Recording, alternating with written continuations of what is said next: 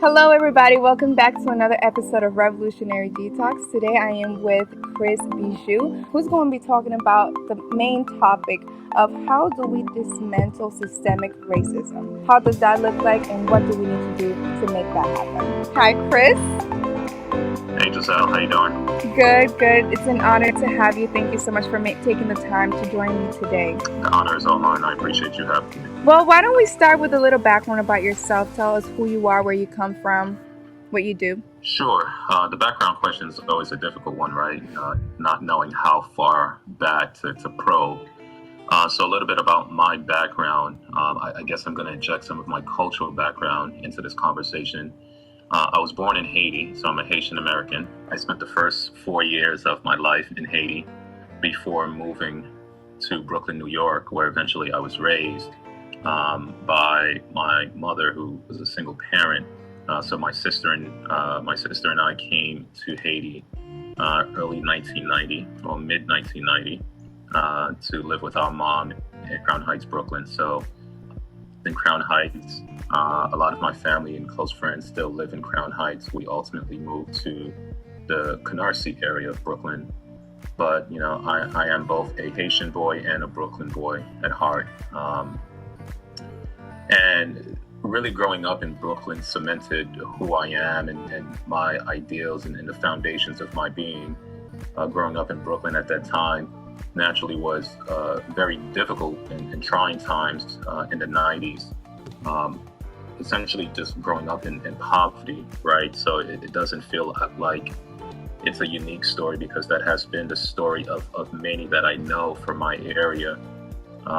Yet through all of that, we had a deep and significant bond and idea of community where we grew up. And I'm thankful for, you know, the mentorship and the guidance that I had from, you know, my cousins and community members. Even though our community didn't necessarily have a lot regarding financial resources, we had a lot for the human resources there. And so I did my education in New York. I went to Boys and Girls High School around the time of legendary Principal Frank Mickens, a man whom I dearly love and really was like a father figure to me. So rest in power, Mick. And he really helped me understand what it is that I really wanted to do in life and how I could contribute in life. Realizing some of the skill sets that I had from Boys and Girls High School, I ultimately went on to CUNY City College in New York, where I studied biochemistry and psychology. Graduated City College in 2007 and started my graduate career at Boston University School of Public Health in 2007, ultimately only lasting a year at BU before I decidedly transferred to Drexel University School of Public Health in Philadelphia in 2008.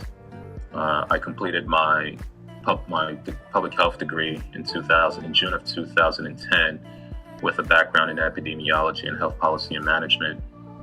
From Drexel, moved to DC, where I started consulting for the Department of Defense through a contract with Grant Thornton and their consulting firm. So I was doing a lot of work with the military's health system, writing a lot of policy. Primarily my task was writing policy and writing grants. And I did that work for almost 2.5 years before transitioning back to Boston to take on an adjunct professor position, where I did that for approximately 3 years, teaching all things public health, so epidemiology, health policy. And that really just kind of motivated me to understand my love and fondness for students and working with students as my way of trying to give back and start mentoring early on, because mentorship was part of the reason and is part of the reason why I've advanced to the position I'm at today. And I wanted to enter into that field early on. And while I loved teaching, I did not love the educational politics.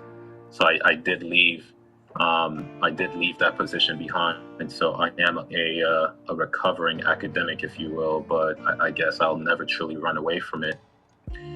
Then started doing some consulting work with the Department of Youth Services in Massachusetts on a full-time basis. I now consult with them on a part-time basis, helping them advance racial equity in the juvenile legal system in Massachusetts, which ultimately led to my working with the Executive Office of Health and Human Services, the Department of Public Health, the Department of Mental Health, the various agencies under the Executive Office of Health and Human Services to advance racial equity and diversity initiatives. So a lot of my work is primarily focused on using and leveraging public health and epidemiology to help people talk about racism, but more importantly, help people understand how to move forward, what to do, how to do it, and why we need to continue to prioritize this issue. Well, thank you so much, Chris, for that amazing introduction of yours. It's very, very impressive to see how diverse is your background and how much experience you have in all these kind of departments and areas. Why don't you start tackling the main question of today, and is how does it look to break down these systemic racist world that we're currently living in? How does it look? I mean, what does it look like? How will we get there? It's a very important question. I mean, the country, the entire world is talking about dismantling systemic racism, right? And it's almost becoming one of those buzzwords that we throw around.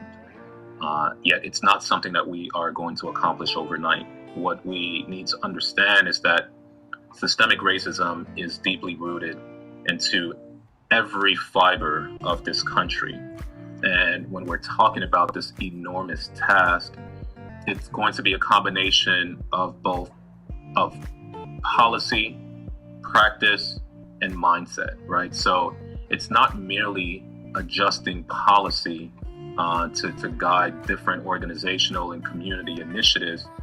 When I think about dismantling systemic racism, for me, I've always approached it as changing one's mindset and elevating consciousness and changing one's hearts about how they think about and how they view human beings.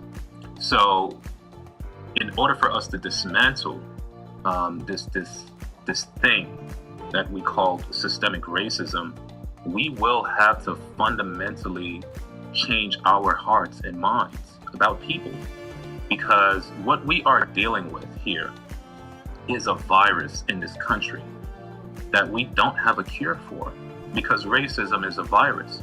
So when we're talking about dismantling systemic racism, what we are in essence saying is we are trying to dismantle the 246 years of chattel slavery, of American chattel slavery, the 100 years of American apartheid, of legal segregation and separation in this country, to the more than 50 years of the struggle continues. So you're dealing with the culmination of 400 years, more than 400 years of deeply rooted ideas and thoughts that people are different, that people are inferior, that people are not good enough, that people are not smart enough, that people are not beautiful enough, that people are not talented enough to benefit from the inventions and the innovations in a society that they and their ancestors contributed to. So dismantling systemic racism is about dismantling the deeply rooted and deeply seated mindsets that comes along with it in white supremacist ideology and thought. That's what we're really trying to do here. And that's going to be an enormous challenge that we are not going to wake up one day and immediately see the effects of what we're trying to do. These are generational problems, and it will take time. While I'm not one to preach patience a lot, because we do have to operate with a great sense of urgency, however, it will take time for us to dismantle systemic racism, because the systems, are not living, breathing things. They're not living, breathing things. The systems are people. The systems are comprised of people who are in positions of leadership that are making decisions that continue to disproportionately impact those that look like me, right? So that's what I consider when we say dismantling systemic racism. And what are some of the steps when you think of this act? What are some of the steps that you have planned or thought of to get to it? Thank you for the question, because the steps is more about the action, right? Yes. What are we going to do to get there? when I'm working with organizations, I ask them to do several things. And what I've realized in this country is we have normalized not having conversations on race. In a highly racialized society, we have normalized not having conversations on race. So when we do have to engage in conversations, it's often very uncomfortable. It produces a lot of anxiety. People are afraid of saying the wrong thing. People are sitting in silence. There's a learned level of silenceness and voicelessness. And there's a lot for people to overcome. Yet, in order for us to move forward, not on, because we will never move on from the devastation of racism. We will never move on. It lives within us. The history of our ancestors lived within us. And I don't want anyone to move on. What I want people to do is to acknowledge and to embrace that history, that disturbing, that deep, that ugly history, and identify ways of reclaiming their power, reclaiming their voice, and moving forward. And so everything that I do with organizations is about helping them move forward. And how do we do that? First, we have to undergo a process of truth and reconciliation. Is the systems that we talk about, while they are designed in ways of addressing challenges, while they are designed to do good, are also perpetuating harm and trauma, right? And many times in that process, they do not acknowledge that they are contributing and perpetuating harm and trauma. So step one that I engage with in conversations with organizations via consulting is, please acknowledge the harms that you are doing. People are hurting. People are in pain. We are engaged in a national conversation, a global conversation on dismantling systemic racism. And now people are sharing those experiences. They are taking that risk. They are being vulnerable and putting everything out there. And now is not the time for people to say, well, we can't talk about the past problems, because these are not past problems. They are very current. These are the effects of what people have been feeling for a very long time and haven't had the platform to verbalize and to vocalize these experiences. So organizations need to first undergo a truth and reconciliation process. If people are to trust that you are serious about dismantling this thing called systemic racism, then people need to know that you are also going to acknowledge the ways that you have been complicit in this process. So that's step one. Step one is the truth and reconciliation process. And that's very difficult. That is very difficult because that requires organizations, that requires organizational leadership, right? And those in leadership positions, because the two are separate. Leaders and people in leadership positions are not the same. Yes. Right? People in leadership positions sometimes are perpetuating a lot of the status quo. It's more of the same. They're not truly leveraging the innovations and having those critically difficult conversations about transformation. But the leaders will identify that in order for us to move forward, we need to have those difficult conversations. We need to create the space for those difficult conversations to take place, and that we need to acknowledge our role in the process of contributing to harm and trauma. So that requires a person to undergo critical self-interrogation and evaluation. They have to think about the ways in which they have contributed to that harmful process. So as we think about dismantling systemic racism, organizational leadership will then have to come together and say, well, how are we going to critically evaluate and analyze and interrogate our agency, our system, and what are some of the harmful acts that we have done to communities and to people whom we've been entrusted to serve and help? That's very difficult for people to do that.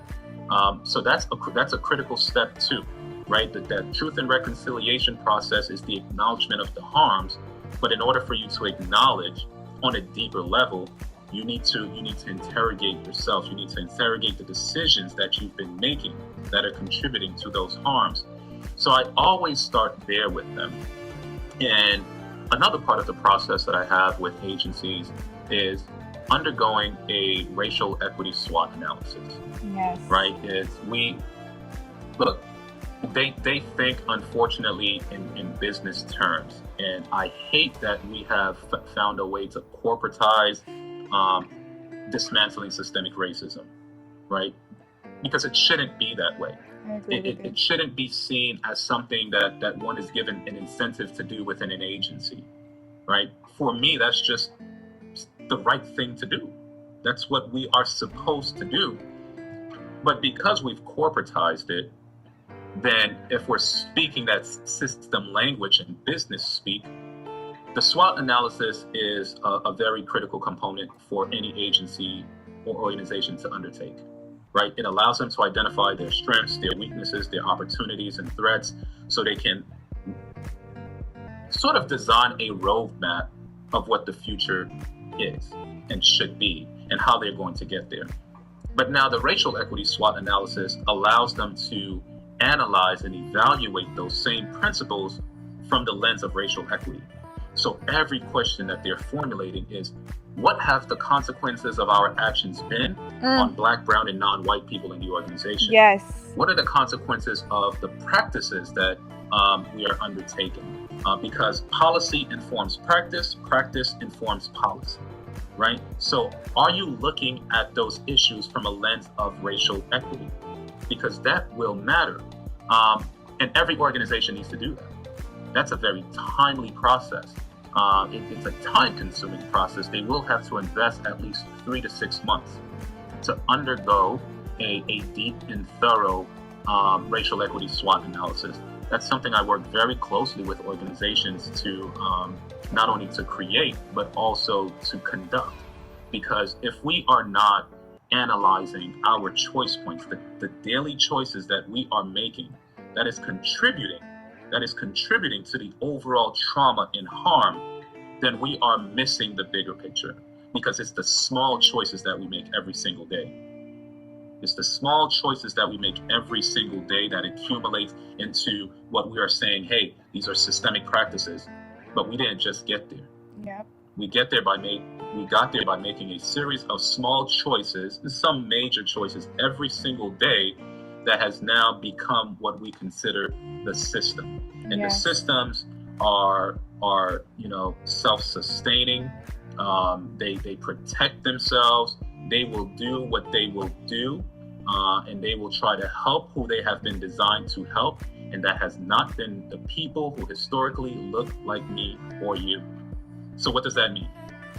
If they weren't designed for us, then we also need to be mindful about the language that we're using. So part of the process in that is I work with them on language. Well, when we say things like the system is broken, for me, that's very offensive because I know damn well that the system is not broken, right?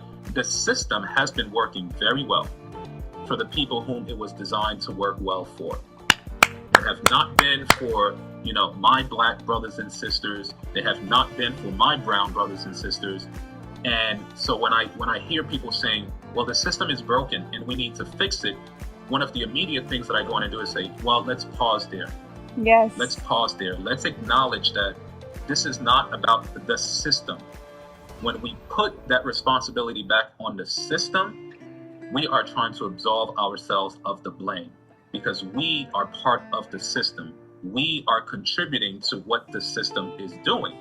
Therefore, how am I truly understanding what that is? And then the systems have evolved, right? What they were in the 1960s, the 1970s, the 1800s, the 1700s, we're essentially having right now an evolutionary form of conversations that my ancestors had before. There's nothing new about this conversation, right? The only thing that's new about it is that we have evolved the language, we have evolved terminology, and we have evolved the ways in which we are clever about hiding and masking racism. So now we have to develop and equip them with the necessary language to not only identify and call it out, but to provide the language so people can begin to have that conversation. Wow. Thank you so much for being so open and clear.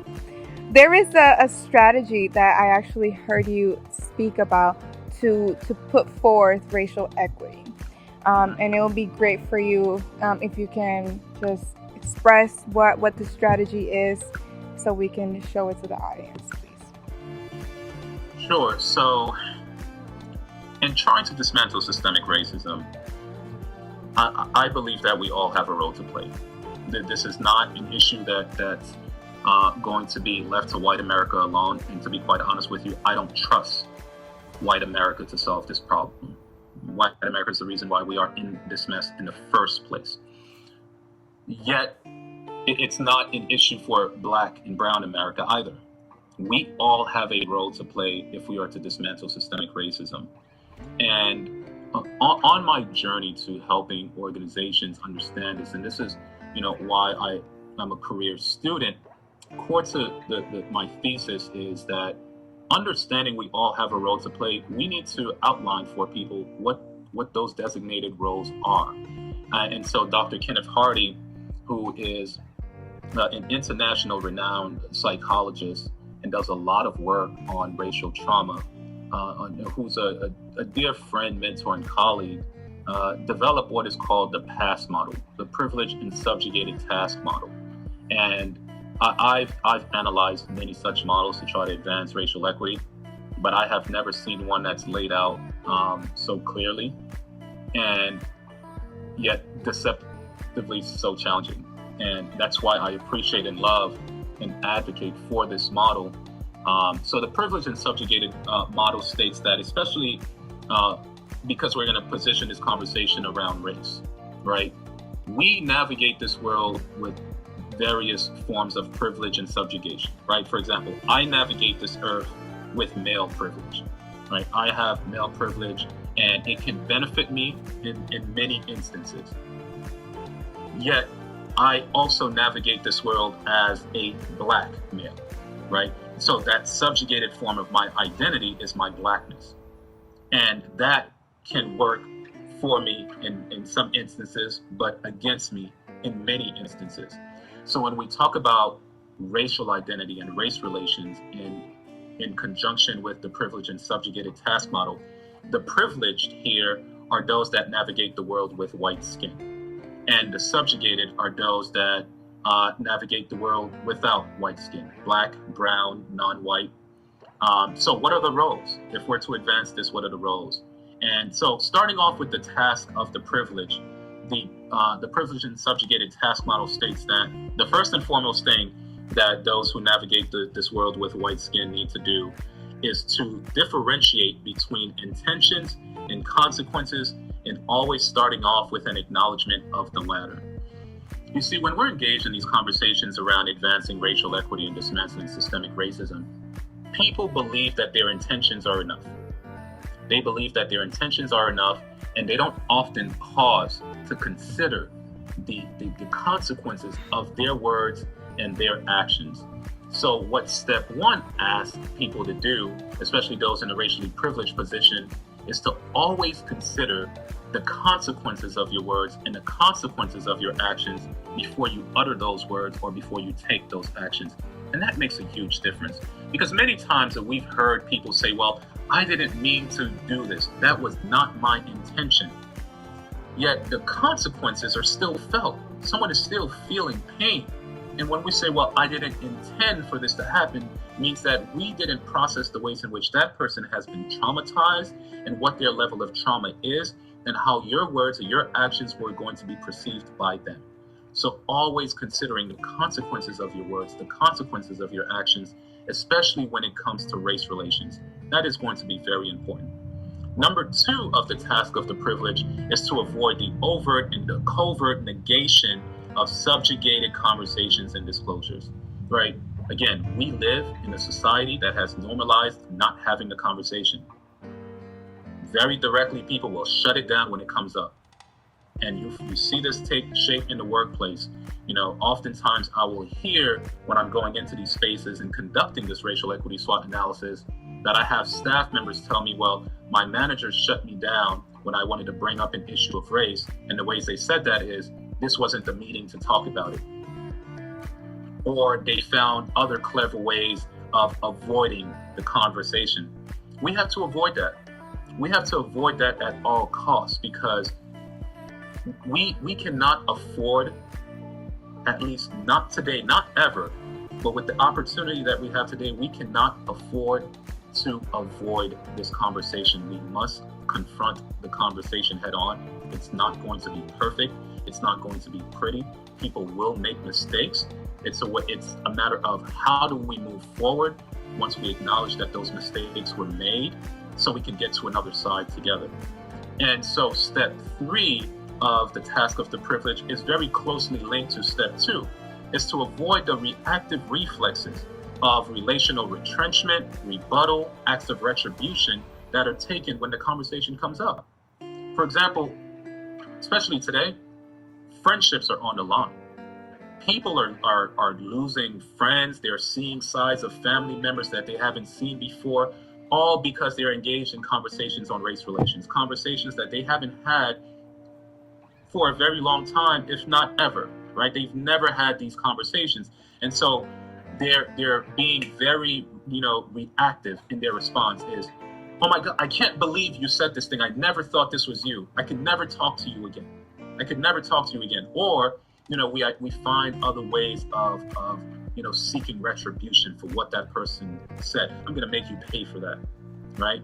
Can't believe we're friends. I can't believe you're a person I loved. And those are very reflexive, because this thing makes us feel so uncomfortable that when it comes up, we don't know what else to do many times but to run away from it.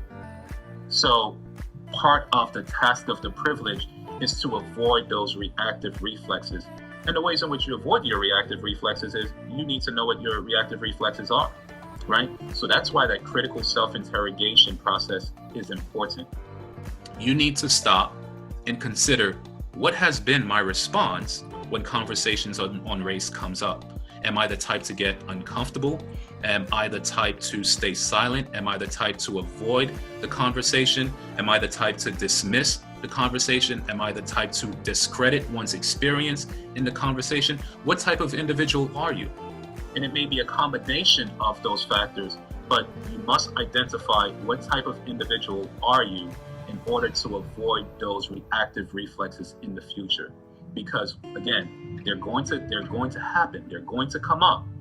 And if you don't know the ways in which you are instinctively shutting down or avoiding the conversation, then you're destined to repeat the same mistake every time the conversation comes up. And the fourth step of the task of the privilege is to avoid the issuance of prescriptions.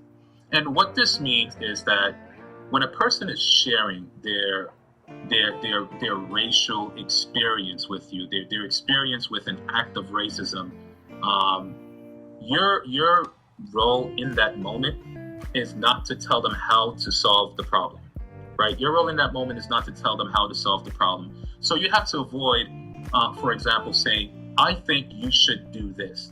Yes. Right? If you are in a racially privileged position, avoid telling those in a racially subjugated position in a conversation, this is what they should do in order for this not to happen to them. Yep. Right? Because that is a very easy way of telling that person that, one, invalidating their experience, right? Not fully and actively listening and hearing them, but also telling them that their experiences are not really important. And had they done something differently, then this would have not taken place. So it makes them feel as if they are, doing something wrong.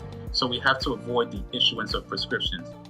And lastly, the fifth task of the privilege, of the racially privileged, is to avoid speaking from the know, that knowledgeable, neutral, objective expert position. Because here's the reality in conversations on race. White people learn about racism in ways that are very intellectual and cognitive. They do not go through the day-to-day experiences with racism that Black and brown people go through. They do not, And so oftentimes when you're engaged in this conversation, it loses the element of affect. They can't go to that place where, they're describing it from their gut, like how this thing made them feel, why they're feeling this way, why they are hurt. It's often very intellectual. It's often very cognitive.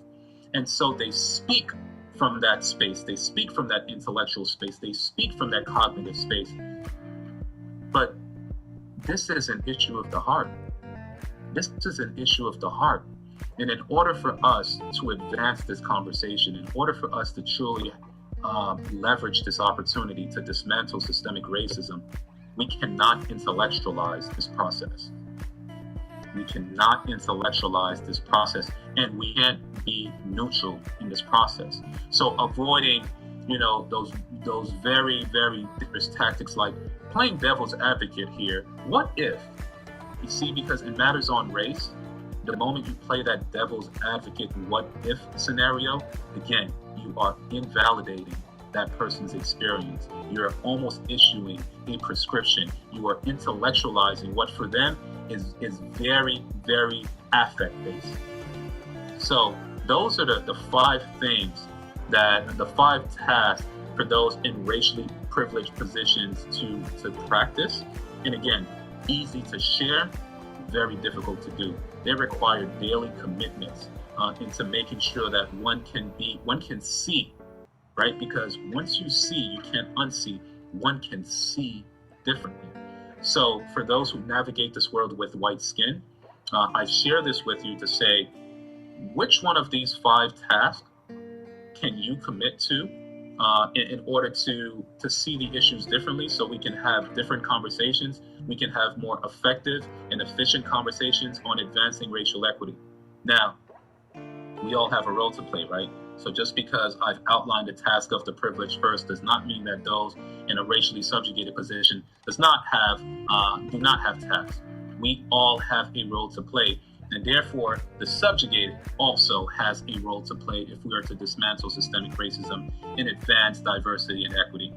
1, the first task of the subjugated is to challenge silencelessness and voicelessness. You see, when we take those risks, as a black man and for my fellow brothers and sisters and my brown brothers and sisters and those who identify as non-white, when we take the risk of sharing our vulnerable and painful stories regarding a racial experience, regarding the acts of daily acts against our humanity, that some people consider microaggressions, but these are daily assaults on our dignity.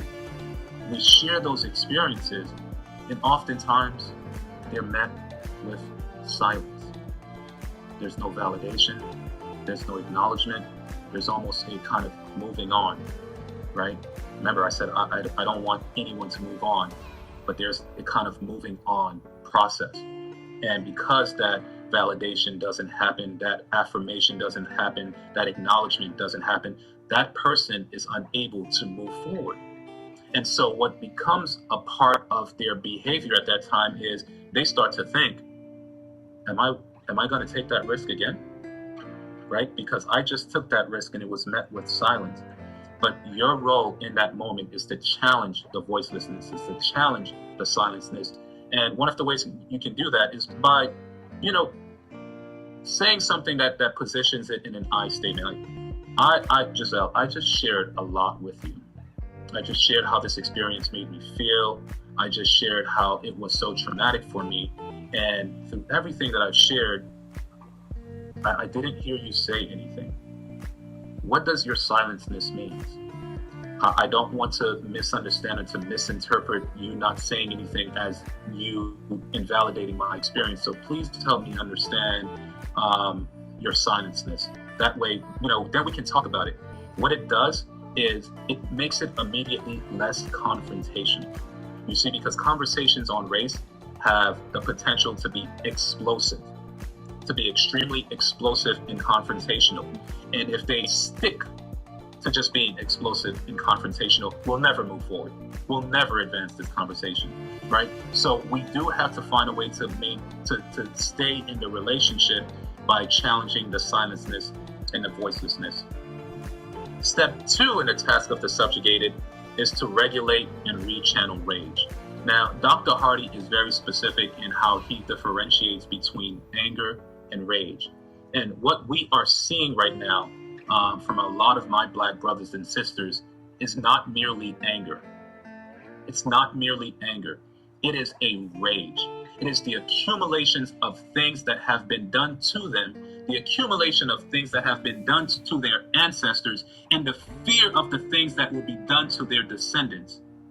That enrages a person, right? That enrages a person. And when a person is enraged, that will naturally manifest as outrage. Naturally manifests as outrage. So when you are feeling that moment, that's why number 3 is also very closely connected with number 2. When you're feeling that rage and you are at that tipping point where you just want to blow up, you have to engage in a process of exhaling. You know, I don't want to take this one for granted, because especially today, I know firsthand how difficult it is just to engage in a process of exhaling and believing that it's going to make everything okay. I am running out of deep breathing exercises that when it's all said and done, I'm not reminded that I am a young Black man in this country, right? Yet, when I do that, I start to regain control of the rage that I'm feeling. And by regaining that control is, I don't want to avoid the rage. I want to embrace the rage. I want to acknowledge the rage, but I also want to use that rage constructively. And that's why engaging in a process of exhaling allows one to regulate and rechannel that rage in constructive ways that advances the conversation and ultimately get us to our goal of dismantling systemic racism. And step 4 of the task of the privilege is also a very, very tricky one, yet a very important one, is to cease and desist taking care of the privilege. In this country where we've normalized not having conversations on race, we have also been socially conditioned as Black people and people of color, when conversations on race comes up, to take care of the racially privileged. So it becomes less about us and our experiences and more about them and what they are feeling at that moment, which is often discomfort in engaging in that conversation. And we must at all costs avoid taking care of the racially privileged in that moment. There's naturally a need for a space for them to process their feelings, to process their emotions on this issue. However, it should not come at the cost of you bearing your soul and not having your experiences validated, affirmed, and acknowledged just in order to take care of what they are feeling at that moment. And so the last task of the subjugated is to maintain investment in the conversation. We must maintain investment in the conversation, and that's hard. It's hard to do. It's going beyond words, right? We are engaged in a lot of conversation today on, well, what are we going to do to dismantle systemic racism, and what does that look like? And people are taking a knee all across sports and all across the world. People are taking knees everywhere. And it feels almost performative in a way. Whereas, well, where were all of these people a couple of months ago or a couple of years ago, right? So what we had to do was to experience a modern day lynching. We had to experience a modern day lynching before our eyes. We had to lose more Black kings and queens, more brown kings and queens before people realized that this thing called racism, it never went anywhere. It was always here. So when we're hearing people saying, well, I'm for dismantling systemic racism and, you know, we need to have this conversation and we need to do this now, we're like, well, we were always for this. This isn't a movement. This is my life. We were always for this. Where were you 5 months ago? Where were you a year ago, right? So when you hear that, it almost feels dishonest. And so people are saying, I don't trust your intentions. And we shut down, we retreat from the conversation. But what we must do in that moment is to maintain investment. So these are the tasks, the 5 tasks of the subjugated, and these are the 5 tasks of the privileged. Thank you so much, Chris, for this amazing session, for these incredible tasks that we can take and act upon. I encourage everybody, like he mentioned, it is very difficult. So just tackle one, choose one that you can focus on and get to it. Thank you, Chris. It's been an honor to have you. Thank you for taking the time to speak with us today. And we hope to have you back on the show. Giselle, I appreciate you. Thank you so much for having me.